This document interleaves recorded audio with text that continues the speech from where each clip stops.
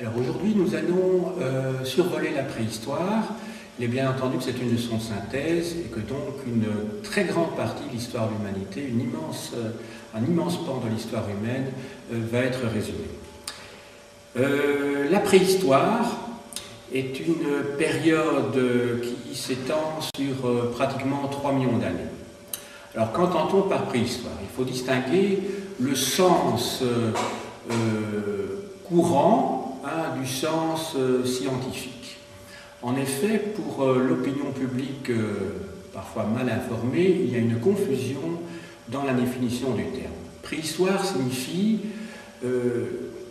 la période de l'aventure humaine qui précède l'invention de l'écriture, donc aux environs de 3000 avant notre ère. Pour le grand public, souvent, la préhistoire est tout ce qui précède l'invention de l'écriture, y compris l'histoire des animaux qui ont vécu parfois il y a plusieurs centaines de millions d'années. Autrement dit, il y a une sorte de télescopage chronologique qui fait que les dinosaures, les brontosaures, etc. sont placés dans la préhistoire. Je vous rappelle que les dinosaures ont vécu entre 200 millions et 70 millions d'années. Par conséquent, les enfants, souvent, même les adolescents, associent les hommes préhistoriques à ces animaux qui ont disparu depuis bien longtemps. Donc ici, le terme qui va être utilisé sera celui de préhistoire dans son sens restreint, mais qui est le sens sérieux, c'est-à-dire une période qui couvre en gros 3 millions d'années. Alors, cette histoire s'inscrit effectivement dans la très longue durée, car l'univers se forme à partir de la matière, il y a 12 ou 13 milliards d'années. Ensuite, le système solaire se met en place, ainsi que son satellite, la Terre, il y a 5 milliards d'années. La vie apparaît un peu plus d'1 milliard d'années plus tard, aux environs de 4 milliards, 3 milliards 800 millions d'années. Et la vie, dès lors, la matière vivante, va commencer sa fabuleuse épopée. Quant à l'être humain, je vous l'ai dit, il apparaît aux environs de 3 millions, 2 millions et demi d'années. Alors, l'espèce humaine a évidemment des précédents. L'espèce humaine appartient à un groupe d'êtres vivants que l'on appelle les primates et qui va se séparer en deux branches il y a 10 millions d'années. Il y aura d'une part, à partir de 10 millions d'années, ce qu'on appelle la branche des préhumains et des humains, et d'autre part une autre branche qui est la branche des grands singes, qui comprend à l'heure actuelle, dans l'ordre décroissant de ressemblance avec nous, d'une part les chimpanzés, les bonobos, les gorilles et enfin les orang-outans.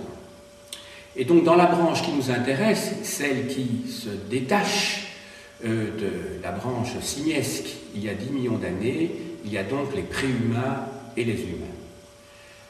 Alors pendant cette période qui va de 10 millions d'années à 2 millions et demi d'années, donc par définition avant nous, before present comme disent les anglo-saxons, il y a l'apparition d'êtres qui ne sont pas encore des humains et que l'on va appeler les australopithèques. Les australopithèques, ce ne sont pas encore des hommes. Littéralement, cela signifie les singes du sud, australopithèques.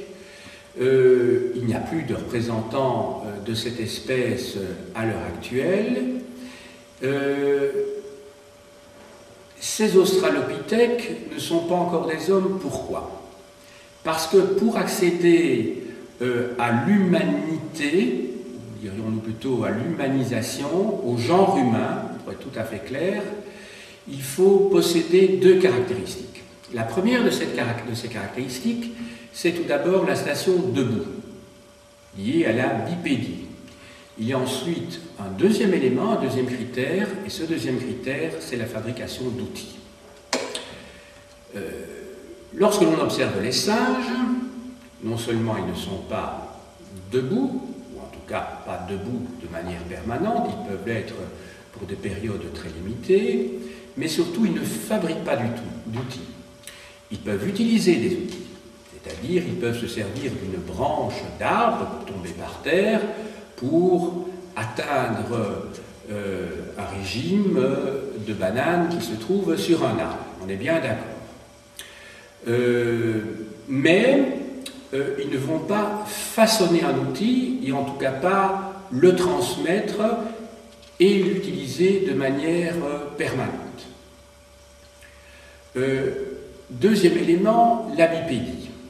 Alors la bipédie, c'est un processus qui s'est fait très lentement, bien entendu, et que Yves Coppens, un des grands préhistoriens français, a identifié, après la découverte de Lucie, donc en Afrique orientale, donc ce squelette d'une femelle Australopithecus afarensis, il a identifié cette bipédie à une situation historique liée à une modification de l'environnement.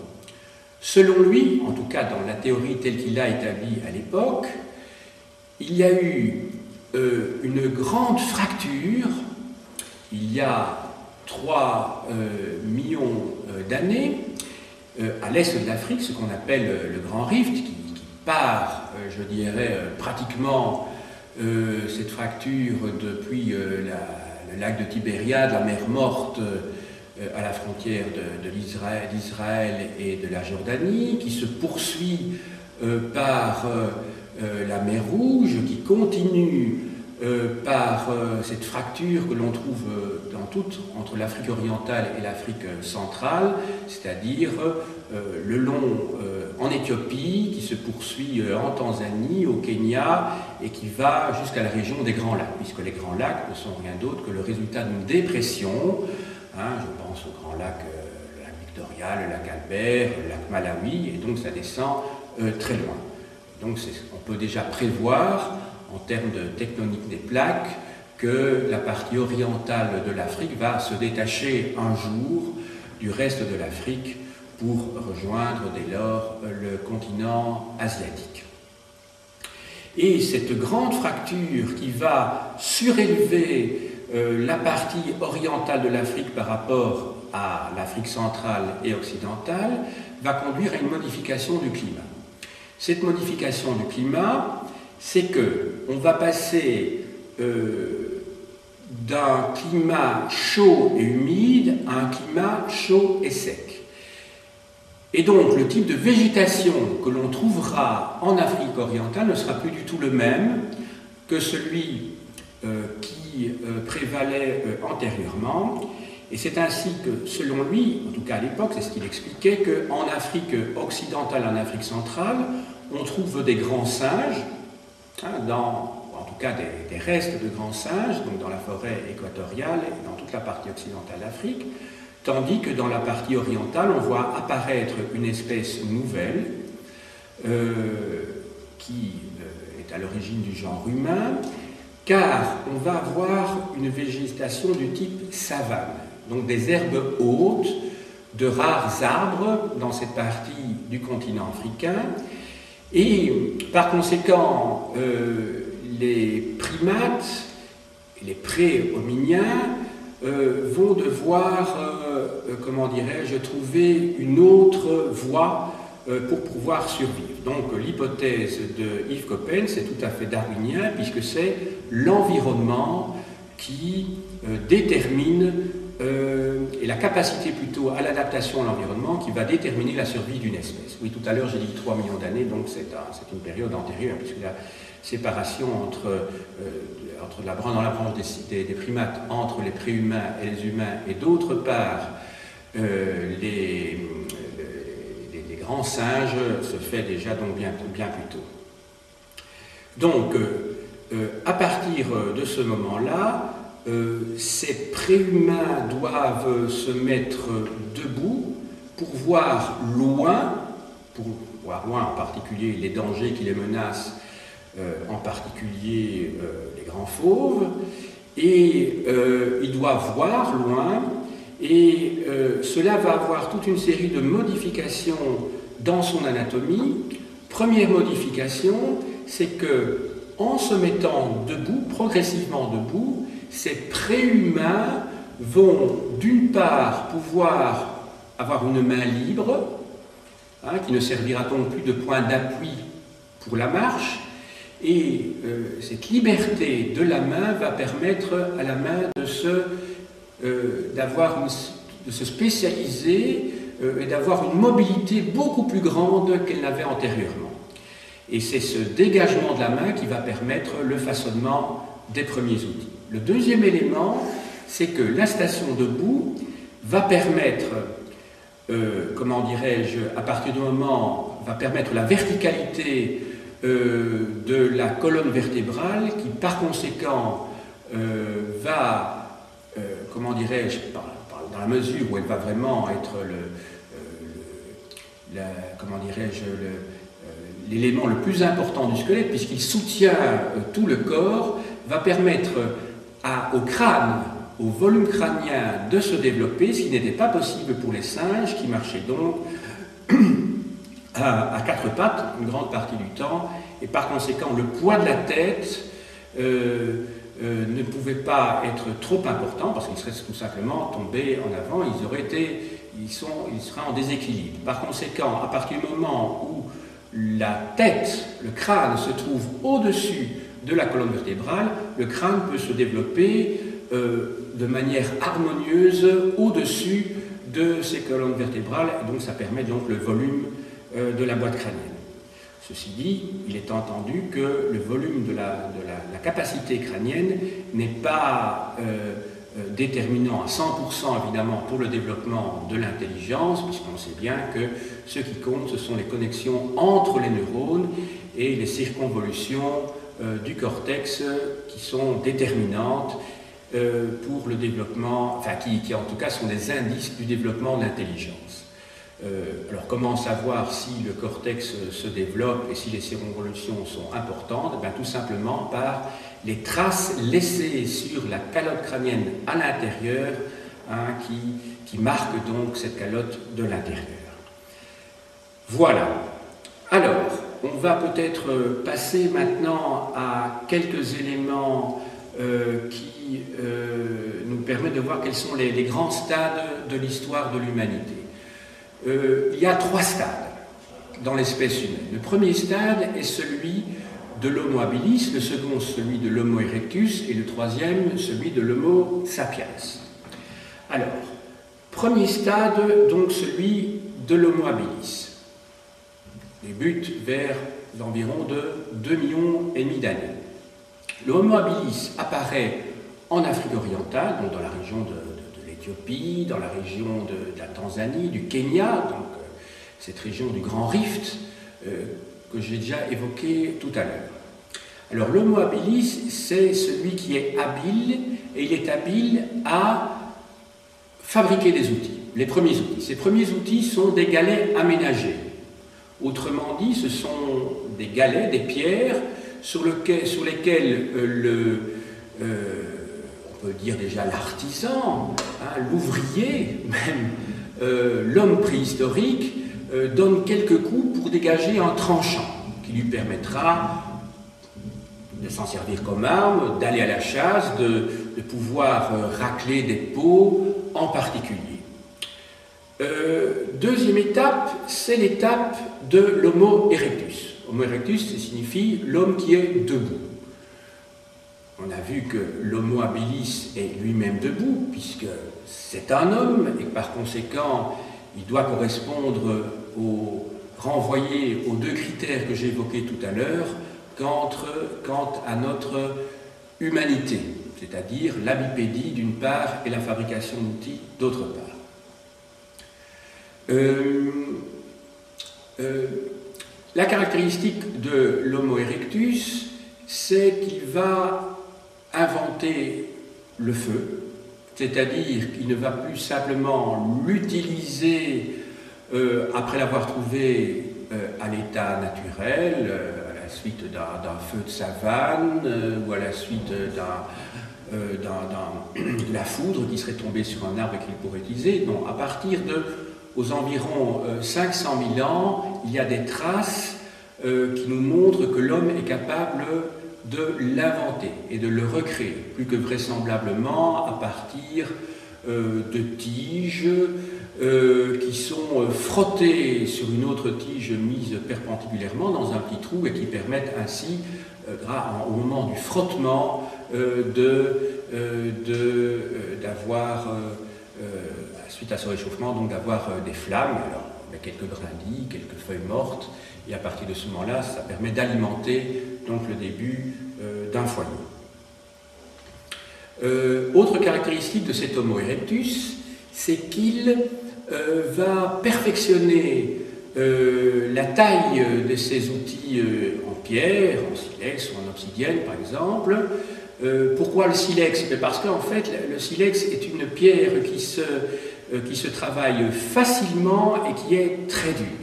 Donc il fallait évidemment une certaine capacité de discernement chez ces hommes-là. Hein, on ne pouvait pas choisir n'importe quelle pierre pour en faire une arme ou un outil. Ces outils caractéristiques de l'époque de l'Homo erectus, donc c'est une période qui s'étend de 1 700 000 ans jusqu'à pratiquement 100 000 ans, en tout cas pour nos régions, 100 000 ans, c'est qu'ils taillent des bifaces. Alors les bifaces, ce sont des silex qui sont taillés, comme le nom l'indique, des deux côtés et de manière symétrique. Ce qui suppose la présence d'un modèle consciemment dans la tête de l'Homo erectus qui va reproduire ce qu'il a vu fait par ses prédécesseurs, et ça suppose également l'idée de symétrie, ce que laisse, entendre certains préhistoriens, même historiens de l'art, quand ils disent que l'Homo erectus est l'inventeur de l'art, qu'il ne faudrait pas attendre donc l'homme de Cro-Magnon et les peintures pariétales d'époque beaucoup plus tardive. Puisqu'il y a l'idée de symétrie, il y a quelque part l'idée d'un idéal qui se met en place. On avance dans le temps et on en arrive à l'Homo sapiens. Alors l'Homo sapiens, il va se diviser en deux branches, de nouveau pour nos régions. L'Homo sapiens, c'est celui qui sait, littéralement. Alors il sait quoi? Eh bien, il sait qu'il n'est plus mu par, des pulsions purement instinctuelles. Il sait, il a conscience. Il a conscience de quoi? On va le voir dans un instant. Il a certainement conscience de lui-même, en tout cas. Alors, si je dis qu'on va le voir dans un instant, je voudrais faire une petite parenthèse sur les termes qui sont utilisés par les préhistoriens et qui sont parfois un petit peu, mal adaptés à la recherche scientifique contemporaine. En effet, les historiens du XIXe siècle ont divisé la préhistoire en trois grandes périodes, le paléolithique, le mésolithique et le néolithique.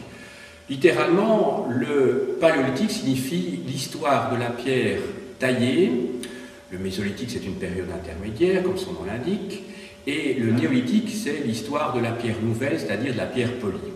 Il est évident qu'à l'heure actuelle, on continue à utiliser ces termes-là de manière tout à fait conventionnelle et traditionnelle, mais qui ne correspondent pas du tout aux caractéristiques des périodes que je décris pour l'instant. En effet, le paléolithique est essentiellement marqué par un mode de production particulier, et ce mode de production, c'est la chasse, la pêche et la cueillette. Alors que le néolithique, on va le voir plus tard, est marqué par toute une série d'activités, dont l'agriculture et l'élevage.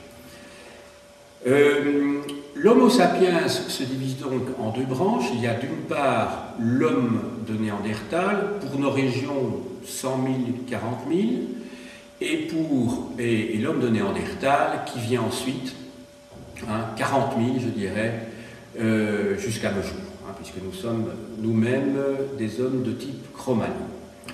Alors, les noms qui sont donnés à ces morceaux de squelettes que l'on a pu trouver, et qui témoignent d'une humanité bien antérieure à la nôtre, ces noms sont liés au site où l'on a trouvé le premier type d'homme qui va donner le nom à toute l'espèce. C'est ainsi que l'homme de Néandertal correspond à un site qui se trouve près de Düsseldorf, donc en Allemagne occidentale.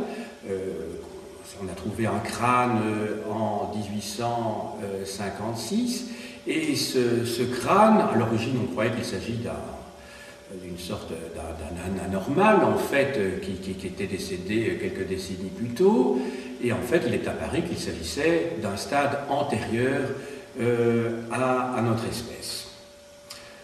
L'homme de Cro-Magnon, lui, comment dirais-je, renvoie à un site qui se trouve en Dordogne. Le mot Cro signifie grotte dans cette région du sud-ouest de la France. Quant au Magnon, c'est le nom de l'endroit lui-même, de la localité. Alors je reviens à cet homme de Néandertal. Cet homme de Néandertal, certains le font remonter très très loin, jusqu'il y a près de 500 000 ans. Je vous ai dit, pour nos régions, c'est 100 000 ans. Mais il viendrait lui aussi d'Afrique orientale. Cet homme de Néandertal, il se caractérise surtout, je l'ai évoqué tout à l'heure en annonce, dans les prémices de ce que je vais dire maintenant, il se présente avant tout comme quelqu'un qui est conscient. Et il est conscient avant tout de lui-même, donc il se soucie de lui-même. Il se soucie de lui-même, on peut le penser, parce qu'il est le premier être humain, s'il s'agit bien d'un être humain, à inhumer ses morts, à les enterrer. Et ça, on en a donc des traces pour cette période très reculée. Donc il remonte même jusqu'à 100 000 ans. On a même trouvé des sépultures qui sembleraient remonter jusqu'à 120 000 ans, pour tout vous dire.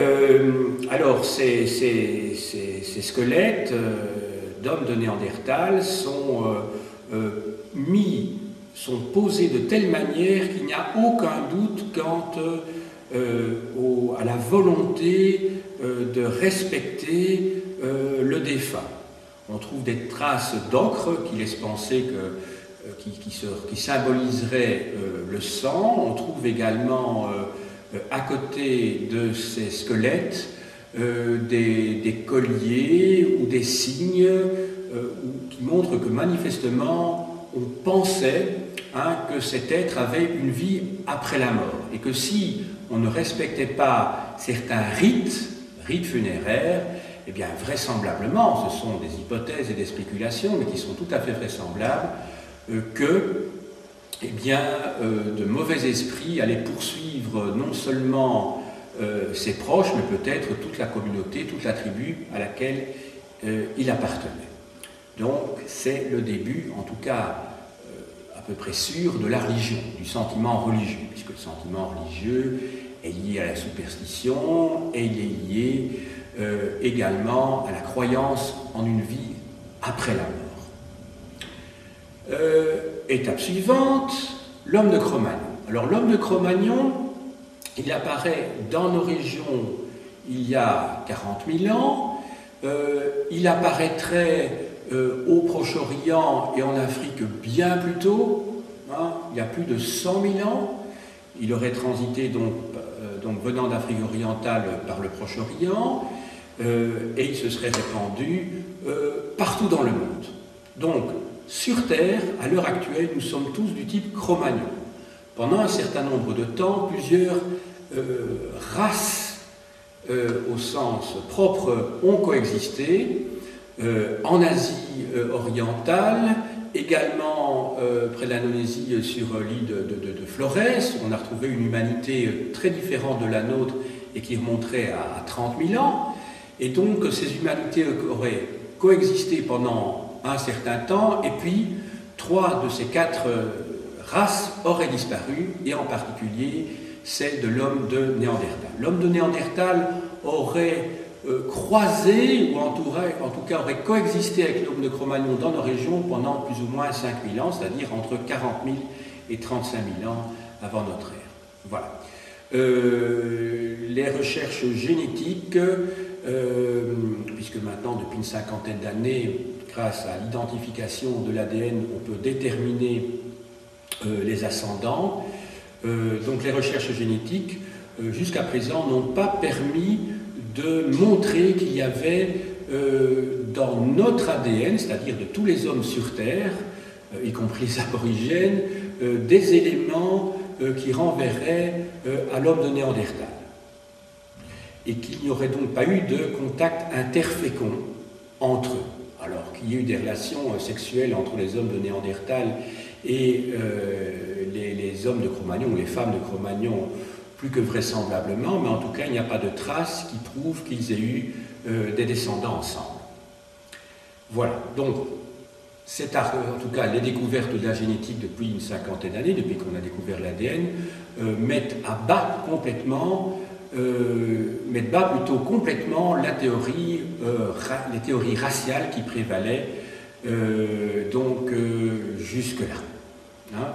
Je renvoie non seulement aux théories racistes des nazis, qui ont élaboré cette théorie sans aucun fondement scientifique, mais il faut dire qu'à leur décharge, si on peut les décharger de quoi que ce soit, évidemment pas sur le plan éthique, mais que l'ADN n'avait pas encore été découvert à l'époque. Tous les peuples, la plupart des scientifiques croyaient à l'existence de races, hein, jusqu'avant-guerre, hein, aussi bien les Anglais, les Français, les Belges, hein, qui, lorsqu'ils sont partis au Congo, donnaient un fondement pas seulement culturel, mais biologique également, dans leur volonté de civilisation entre guillemets. Hein, je dis bien entre guillemets parce qu'on sait que ce sont des considérations essentiellement économiques qui ont prévalu évidemment dans cette colonisation. Voilà ce que je voulais vous dire principalement sur le plan biologique. Alors l'homme de Cro-Magnon, il apporte quelque chose de plus. Il invente l'art. Je vous ai bien dit qu'à l'époque de l'Homo erectus, on peut y voir quelques prémices dans la mesure où, effectivement, les bifaces sont tout à fait symétriques, mais enfin, il s'agit encore que d'ébauches bien lointaines. À l'époque de l'homme de Néandertal, on n'a pas de traces à proprement parler d'art, et si on en a, un certain nombre de préhistoriens pensent que ces œuvres ou ces ébauches d'œuvres artistiques résulteraient plutôt d'un contact avec les hommes de Cro-Magnon, donc dans cette période que j'ai définie tout à l'heure comme celle qui court entre 40 000 et 35 000 avant notre ère. Donc l'homme de Cro-Magnon invente l'art. On a longtemps pensé que cet art, en tout cas l'art pictural, ce qu'on appelle l'art pariétal ou l'art rupestre, suivant qu'il se trouve sur des parois extérieures ou sur des parois à l'intérieur des grottes, que cet art ne serait apparu à partir de 18 000 avant notre ère. En effet, les grandes peintures de Lascaux ou d'Altamira datent de la période 18 000, 11 000 avant Jésus-Christ. Mais dans les années 90, on a découvert de nouveaux sites, en particulier dans le sud de la France. Je pense en particulier à la grotte Casquer près de Marseille, que des archéologues qui faisaient de la plongée sous-marine ont découverte, parce que à l'époque de la fin de la préhistoire, à l'époque de l'homme de Néandertal et encore de l'homme de Cro-Magnon, on était à l'époque de la 4e glaciation, la dernière, et par conséquent le niveau des mers était beaucoup plus bas qu'il ne l'est à l'heure actuelle. Et c'est ce qui explique, puisque les glaces solidifient l'eau, et donc par conséquent le niveau de l'eau est plus bas. Et que donc, à l'époque, on pouvait rentrer à pied sec dans un long boyau qui conduisait à une grotte. Évidemment, avec la montée des eaux à l'époque du réchauffement climatique vers 10 000 avant notre ère, qui explique bien entendu en partie le néolithique, il y a une remontée des eaux et par conséquent cette grotte était tout à fait inaccessible à l'être humain pendant donc plusieurs dizaines de milliers d'années. Et donc ce sont ces plongeurs sous-marins qui sont rentrés dans un boyau, puis sont remontés et en remontant, ils sont arrivés dans une grotte qui, elle, n'était pas sous eau et ce qui a permis évidemment la conservation de peintures qui sont bien antérieures à Lascaux. On a retrouvé également dans une autre grotte qui se trouve en Ariège, donc dans les Pyrénées, à Chauvet, enfin pas à Chauvet, on a trouvé une grotte qui porte le nom de son inventeur au sens scientifique, c'est-à-dire celui qui a découvert la grotte et qui s'appelait M. Chauvet tout simplement, comme pour l'autre c'est Casquer, c'est le nom d'une personne. Et on a découvert également une grotte peinte, et ces grottes remontent, tenez-vous bien, à plus de 30 000 ans avant Jésus-Christ. Donc c'est bien antérieur à l'époque de Lascaux et à l'époque d'Altamira. Alors comment expliquer cet art rupestre, cet art pariétal? On doit l'expliquer essentiellement, les hypothèses sont nombreuses, mais en tout cas, et c'est vrai que pour l'instant la polémique est forte depuis une dizaine d'années, mais enfin, moi j'adhérais plutôt aux hypothèses formulées par Jean Clotte, selon lesquelles les peintures résulteraient d'actes quasi religieux, ou même franchement religieux. Ce seraient des chamans, c'est-à-dire des sorciers, qui auraient peint ces peintures, ces animaux, ces signes dans les grottes, sous l'effet de drogues hallucinogènes, de champignons en particulier, et qu'ils entrent dans un état d'hallucination, de transe, auraient peint ce qu'ils voyaient donc dans leur comme image, si vous voulez, qui résulterait de leur imaginaire. Et que ces peintures auraient donc servi ensuite pour des rites initiatiques, ce qui semble être attesté également par de nombreuses mains négatives qui sont peintes négativement, c'est-à-dire que c'était des mains qui étaient mises contre les parois et autour duquel donc on soufflait avec un bambou des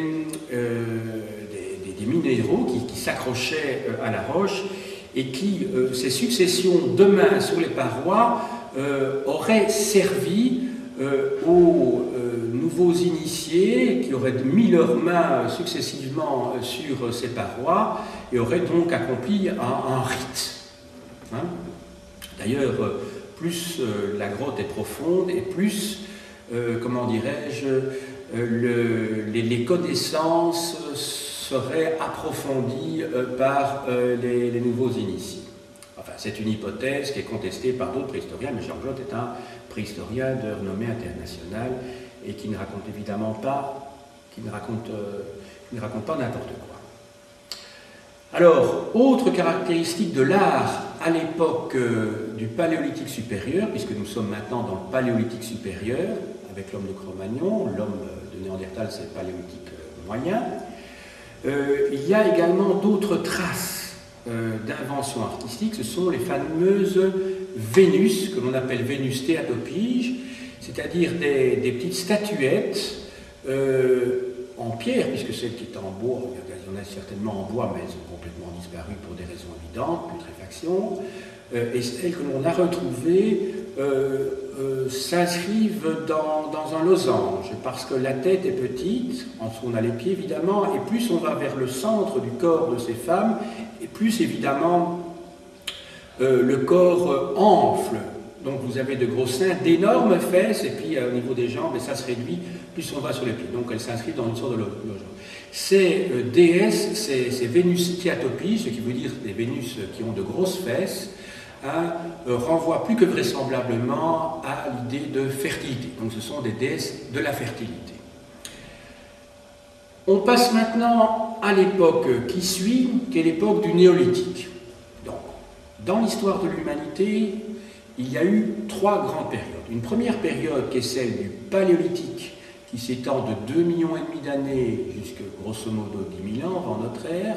C'est une période où l'homme est un prédateur. Donc c'est comme un animal, c'est un prédateur qui chasse, qui pêche, qui cueille. Et il ne faut pas oublier, parce qu'on voit souvent dans les représentations, dans les manuels et dans l'imaginaire des gens en général, les hommes préhistoriques sont des sortes de grosses brutes qui passent leur temps à courir derrière des mammouths, des rennes, des aurochs, des bisons, et qu'il n'y a que les hommes qui travaillent. Non, il faut savoir que l'essentiel de la nourriture de ces hommes au Paléolithique résulte de la cueillette, à 60 ou 70%.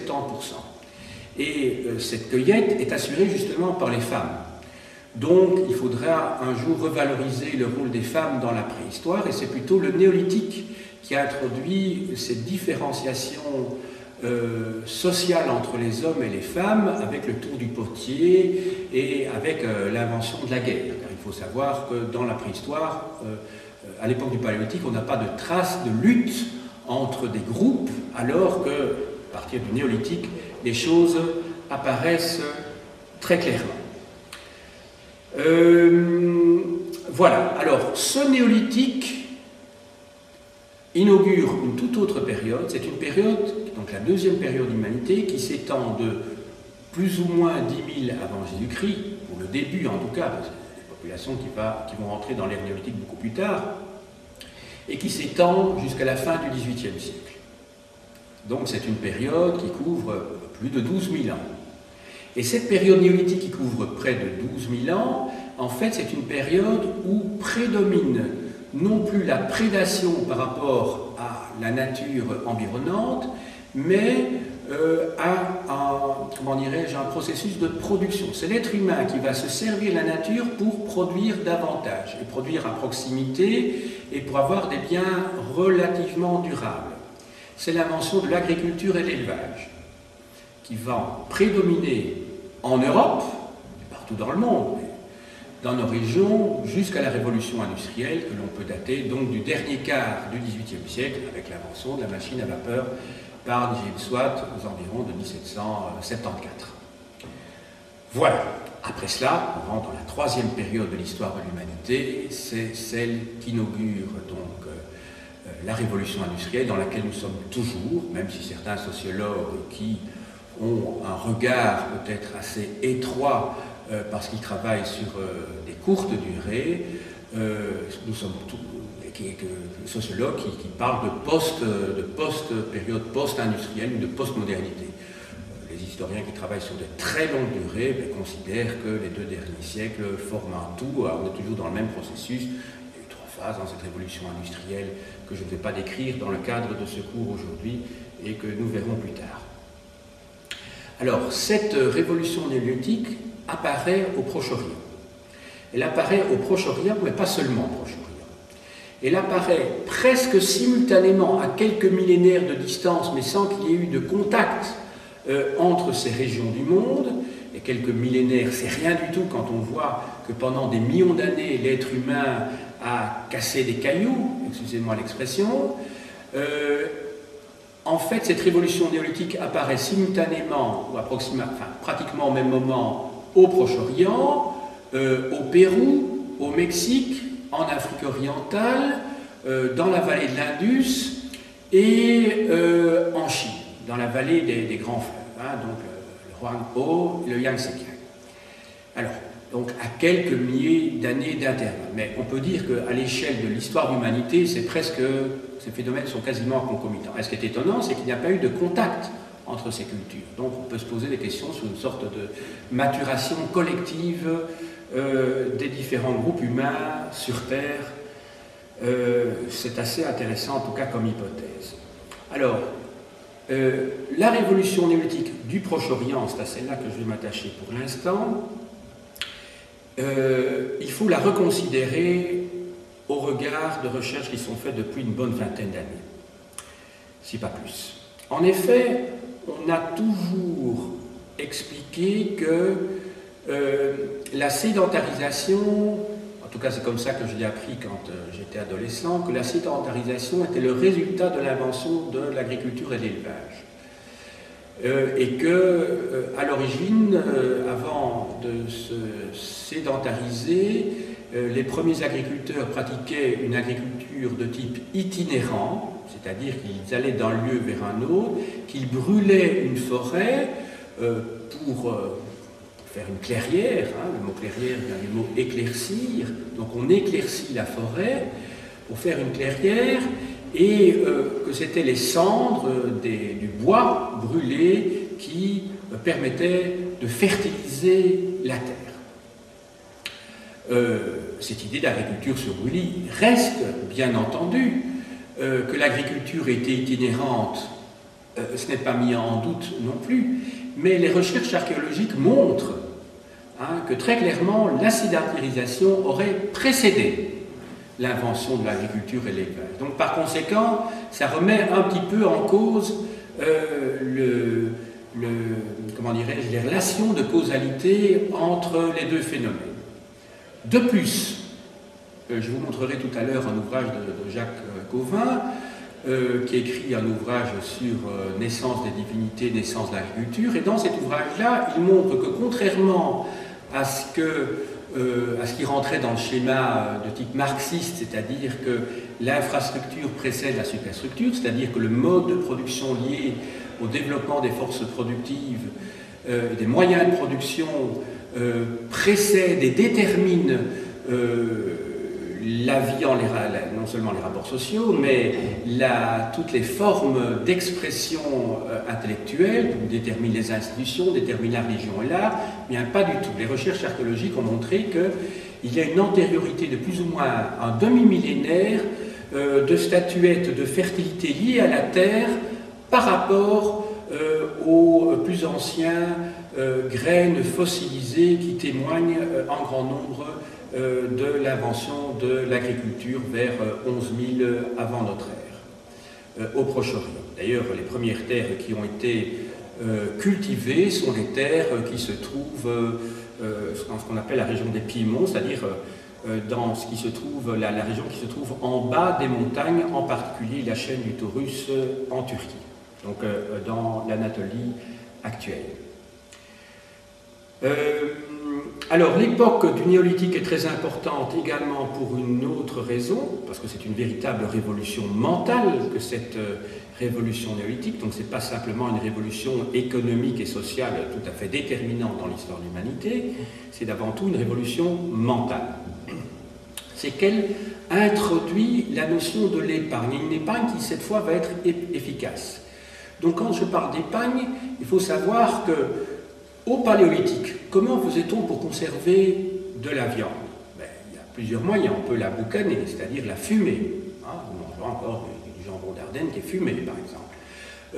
On peut également pratiquer la salaison, c'est-à-dire qu'on va saler la viande pour la conserver.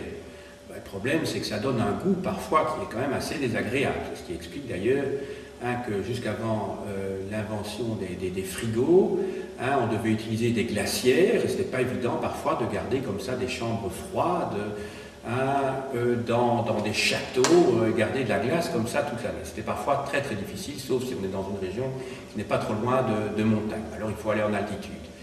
Et donc c'est ce qui explique que la viande avait ce goût salé, très désagréable. Parfois on mangeait de la viande un petit peu faisandée, c'est-à-dire qui était dans un processus, un début de processus de pourrissement, de détérioration, et c'est une des raisons pour laquelle il y a eu cette recherche des épices, la recherche des épices vers les Indes, et quelque part, indirectement, le besoin de conserver les aliments est à l'origine, quelque part, de la découverte de l'Amérique. Donc il y a un lien qu'on pourrait établir entre les deux.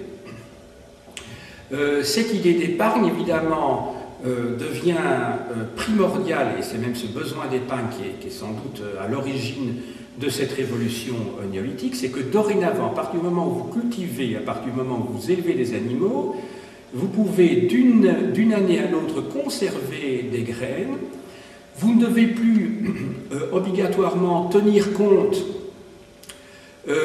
d'une mauvaise saison, c'est-à-dire que s'il fait mauvais à un moment donné, si vous avez conservé des graines, mais vous allez pouvoir les manger l'année qui suit. Mais pour pouvoir les conserver l'année qui suit, il faut évidemment inventer autre chose que ce qui existait auparavant. Donc, si vous avez des silos dans la terre, soit les graines vont pourrir, soit les graines vont germer, ce qui n'est pas souhaitable si on veut les conserver, et par conséquent, on assiste à l'invention de la céramique, de la poterie. Les poteries qui vont servir à garder les semences. Alors, oui, je vous parlais de l'épargne, c'est très important également pour l'élevage. Vous ne devez plus aller chasser, risquer de perdre beaucoup d'énergie et finalement revenir bredouille d'une chasse. À partir du moment où vous vous enfermez dans un enclos des animaux, que ce soit des moutons, des vaches, des porcs, eh bien vous avez à proximité, vous avez votre garde-manger à proximité et vous pouvez les tuer, je ne dirais pas à volonté, parce qu'il faut les garder, justement pour qu'ils puissent se reproduire et pour avoir assez de nourriture plus tard, et donc ça vous évite de chasser. Et donc on va progressivement avoir des animaux de type domestique qui vont passer l'état sauvage à l'état domestique. Je vous signale également que cette notion d'épargne va être fondamentale plus tard lorsque le capitalisme ne va pas naître, parce que pour moi le capitalisme il naît bien avant, mais va naître sous sa forme classique à partir de la fin du Moyen Âge et du XVIe siècle, et ce qui est à l'origine de la théorie de Max Weber, lorsque dans son livre qui s'intitule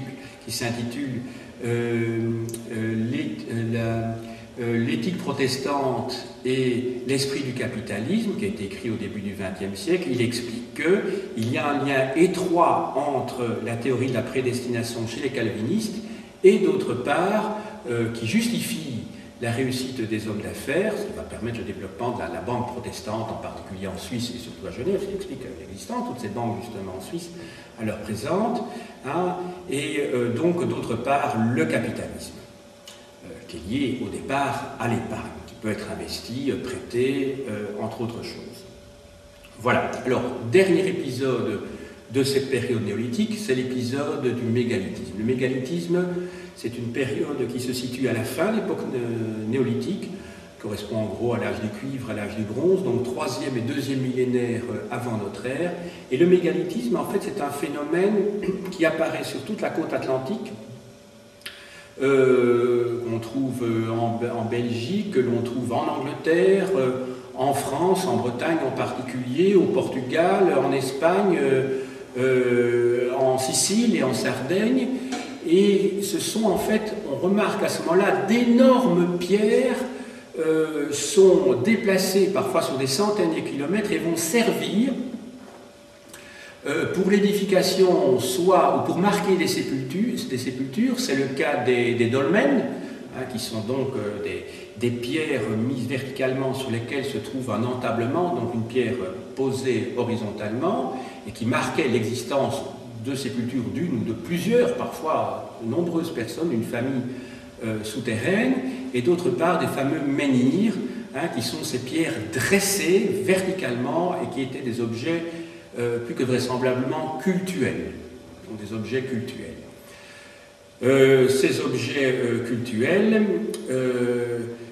et à ce propos-là, ça vaut peut-être la peine j'y reviendrai quand on parlera plus tard des Celtes, de rappeler ce double anachronisme que l'on voit dans la bande dessinée d'Uderzo et Goscinny, donc Astérix et Obélix, où l'on voit d'une part Obélisque qui est en train de porter des menhirs, ce qui est tout à fait anachronique parce que les populations qui construisaient, qui édifiaient ces mégalithes datent de l'époque du 3e et 2e millénaire, et sont des populations pré-indo-européennes, pré-celtiques.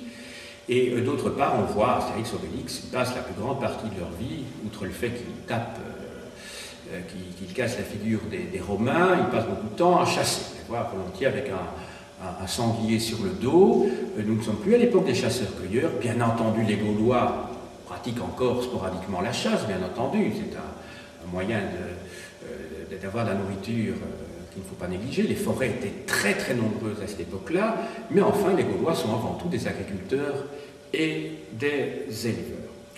Voilà, donc je clôt ainsi cette leçon de synthèse sur la préhistoire. Il ne s'agit que d'une synthèse. N'oublions pas que le terme préhistoire est lié à la notion d'écriture, et pour relativiser les choses, il ne faudrait quand même pas oublier que, puisqu'elle est liée à la notion d'écriture, que ce processus d'alphabétisation, pourrait-on dire, des populations n'est toujours pas terminé. Et je rappellerai qu'en France, l'école primaire est obligatoire date des années 1880-1882, c'est-à-dire de l'époque de Jules Ferry, et qu'en Belgique, il faut attendre un gouvernement catholique pour qu'en 1914, l'école primaire devienne obligatoire. Donc, si vous montez à 5 générations, ben, il n'est pas exclu que vos ancêtres étaient dans la préhistoire, puisqu'ils ne savaient ni lire ni écrire.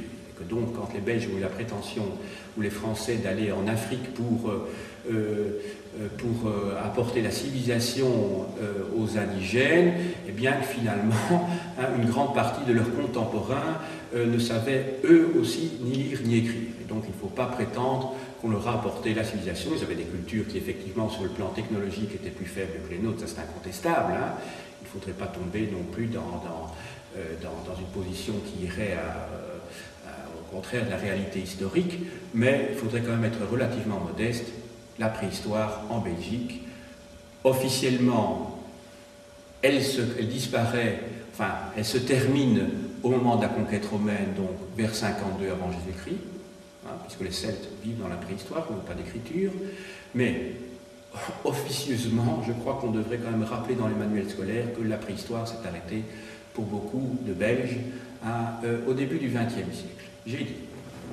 Alors, petite orientation bibliographique comme je le ferai lors des prochaines leçons. Je vais essayer de vous présenter les livres que j'ai devant moi pour l'instant dans un ordre qui me paraît logique. Je commencerai tout d'abord par un ouvrage du physicien qui écrit en anglais mais qui est d'origine asiatique comme son nom l'indique, Tring, qui a écrit un ouvrage qui s'appelle Origine, c'est un astrophysicien, donc La nostalgie des commencements, dans la collection Folio Essai. Alors cet ouvrage me semble très intéressant pour replacer l'histoire de l'humanité dans l'histoire de la nature, en général. Il ne faut pas couper, comme on l'a fait longtemps, l'histoire de l'homme de l'animalité et l'histoire des animaux de l'histoire des plantes. On connaît les 3 règnes, hein, minéraux, végétaux et animaux, parce qu'il y a une continuité, évidemment, depuis le Big Bang, qui semble être quand même pour l'instant, pour la théorie, la plus soutenable quant à l'origine de l'univers, il y a une continuité du Big Bang jusqu'à nous. Donc il y a eu la matière, puis la matière s'est animée, il y a eu la matière vivante, puis il y a eu finalement la conscience. Et tous ces événements sont relatés dans une très vaste fresque qui part justement de l'origine de la matière, hein, qui continue avec l'histoire de la vie et qui aboutit à l'histoire de la conscience. Et donc ça permet de replacer, de relativiser notre minuscule histoire qui est celle de l'humanité, qui est un grain de sable sur une plage par rapport à l'histoire de l'humanité. Je dis toujours hein, qu'un historien n'est rien d'autre qu'un zoologue spécialisé dans une toute petite espèce, hein, sur les 10 millions d'espèces qui ont vécu sur Terre à l'heure actuelle. Donc un historien n'est rien d'autre qu'un entomologiste hyper spécialisé. Un autre ouvrage que je tiens à vous montrer qui est dû à un paléontologue, un grand paléontologue qui s'appelle Frans de Waal, qui a publié Le singe en nous aux éditions Fayard, un ouvrage récent, et qui relativise évidemment beaucoup les choses. Donc il est spécialiste aussi d'éthologie, et il étudie en particulier dans ce livre les chimpanzés et les bonobos. Et ce livre a quelque chose, les propos de ce livre ont quelque chose d'un petit peu inquiétant. Pourquoi? Eh bien parce que quand on lit ce livre, on se retrouve vraiment. Quand on étudie les bonobos qui ont une propension, je dirais, à avoir une affection particulièrement grande vis-à-vis de leurs semblables, ils passent une grande partie de leur journée à avoir des rapports sexuels entre mâles et femelles, entre mâles et mâles, entre vieux et jeunes, etc. Et d'autre part, quand on voit les chimpanzés qui ont un côté nettement plus agressif et qui sont les singes, qui sont sans doute les plus proches de nous, eh bien on apparaît un petit peu comme un mixte de bonobos et de chimpanzés, et qu'il y a toute une série de gestes que nous avons nous-mêmes et de comportements qui sont manifestement des comportements simiesques. et que donc, ben, là, on est spiritualiste ou on ne l'est pas. Personnellement, je suis matérialiste, et donc, pour moi, ce sont des cousins tout à fait évidents. Ce sont des cousins tout à fait évidents. Vous savez qu'il y a des gestes, par exemple, quand vous voyez un grand savant qui est en train de se gratter le sommet du crâne, ben, c'est un geste qu'ont les chimpanzés sans aucun doute. Donc il y a une évidente parenté.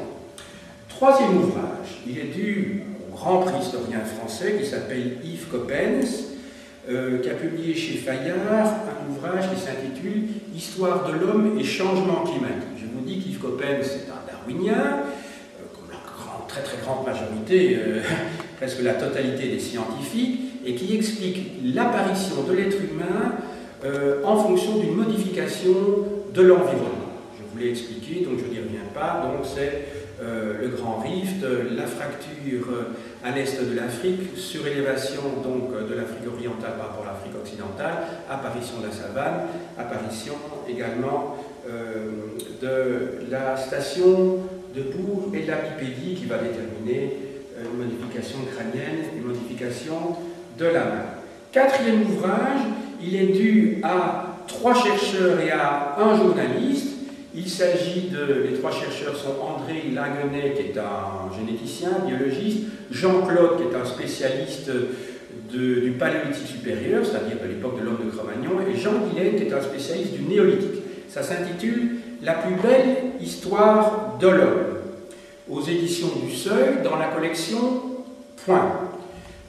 L'ouvrage se présente comme un dialogue entre le journaliste et les 3 chercheurs qui font part de leur expérience. C'est très lisible, très agréable à lire. Alors j'arrive à une brique, un ouvrage qui lui est beaucoup plus pesant. Vous voyez la tranche de cet ouvrage. Donc c'est un ouvrage qui fait, je regarde, plus de 800 pages, vous voyez. Alors cet ouvrage s'intitule « La préhistoire dans le monde ». Il a comme directeur, parce que c'est un ouvrage collectif, José Garanger, qui a voulu refondre l'ouvrage qui portait le même titre dans la collection Nouvelle Clio aux presses universitaires de France. Il a refondu l'ouvrage d'André Leroy-Gourhan, qui était un ouvrage remarquable pour son époque, mais qui était complètement, enfin en grande partie dépassé par toute une série de découvertes archéologiques qui amenaient évidemment de nouvelles hypothèses quant à la compréhension du monde préhistorique. André Leroy-Gourhan, qui était un des 4 grands préhistoriens du XXe siècle en France, avec l'abbé Breuil, Pierre Teilhard de Chardin et Yves Coppens. Alors c'est un ouvrage très savant, il ne faut surtout pas commencer avec ce livre-là.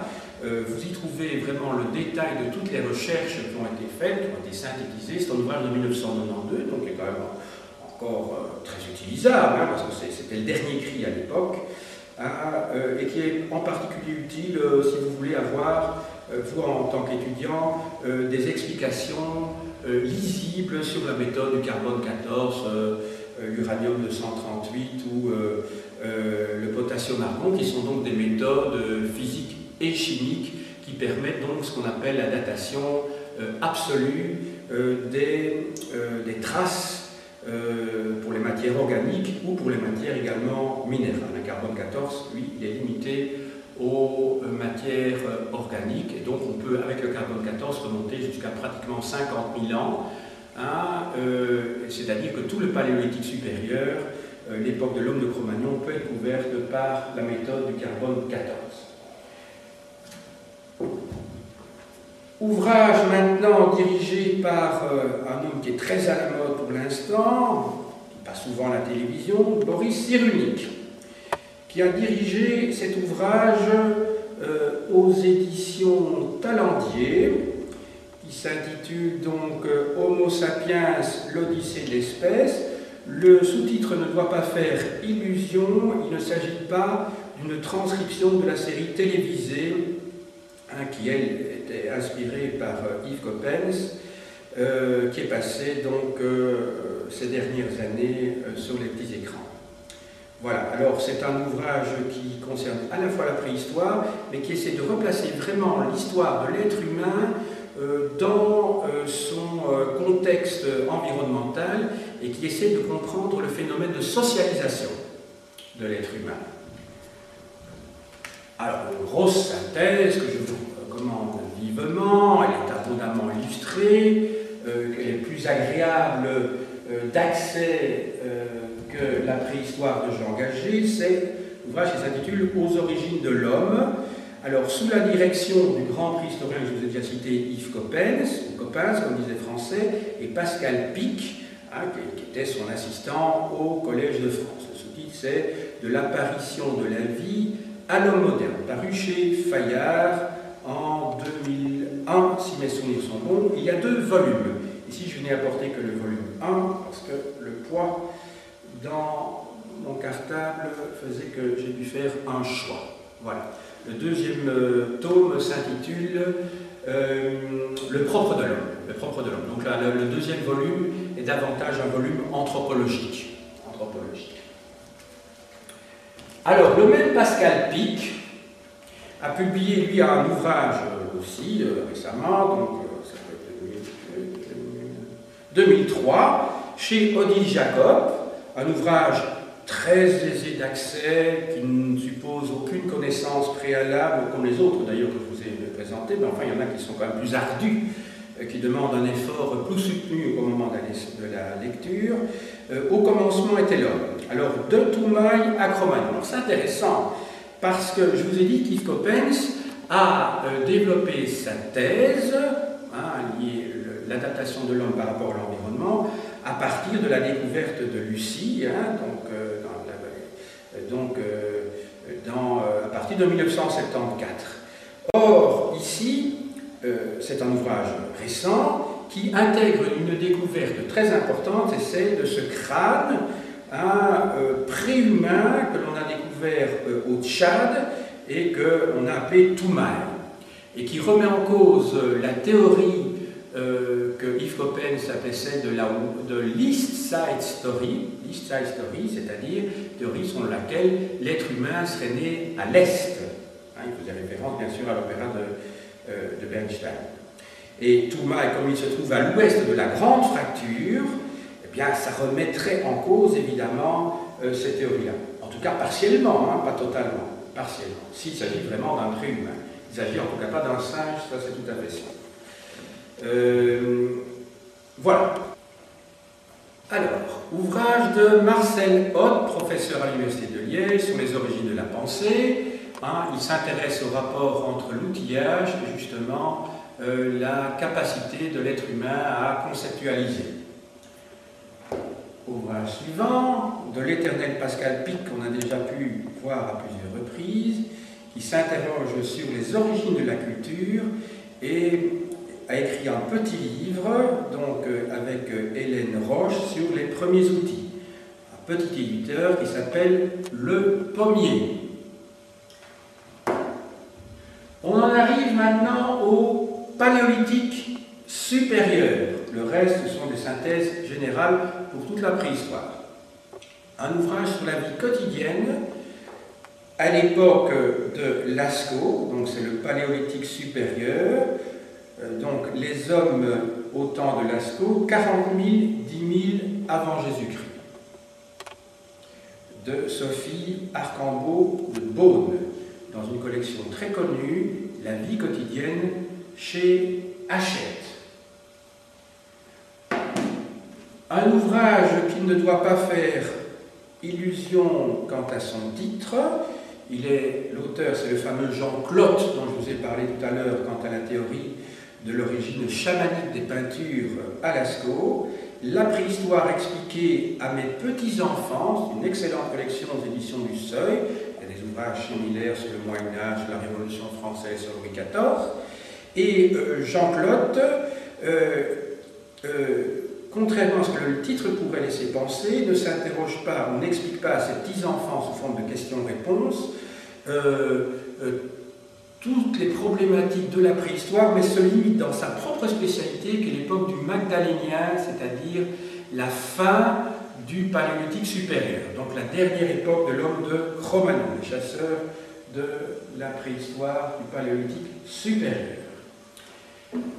On passe maintenant au néolithique, donc c'est la dernière partie de la préhistoire, de Jean Guilaine, professeur au Collège de France, La mer partagée, c'est un gros bouquin, vous voyez la tranche, bien que ce soit un ouvrage, un livre de poche, c'est un ouvrage très dense, et Jean Guilaine est spécialiste en particulier de la France de l'époque néolithique, mais aussi donc de l'âge du bronze, et il a surtout travaillé sur les cultures méditerranéennes pour la période de 7000-2000 avant Jésus-Christ.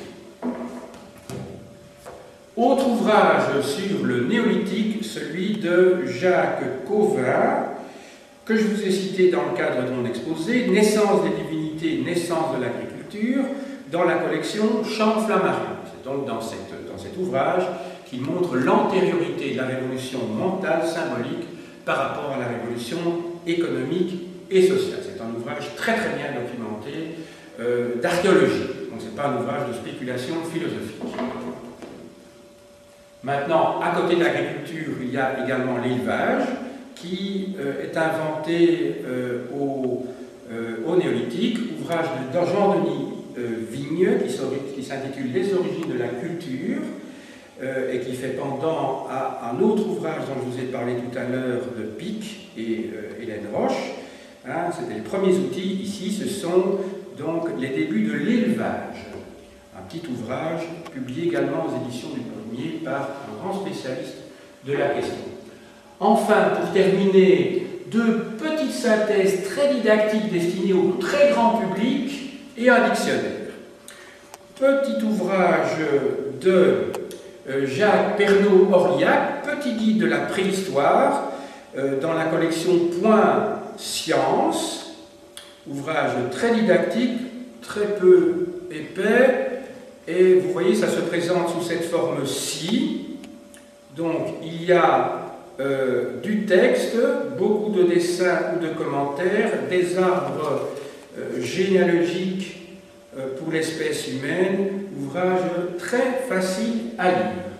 Dans le même genre de Anne Rousseau, dans la collection Les Essentiels Milan, La préhistoire, encore plus fin que le précédent, il doit faire, oui, 60 pages, publié en 1996, un ouvrage encore plus simple, ouvrage très didactique pour les débutants, vous voyez, donc avec du texte, très accessible. Bon, l'auteur n'est pas préhistorienne, à ma connaissance, elle est docteure en histoire de l'art, oui, elle est peut-être préhistorienne malgré tout. Voilà. Et enfin,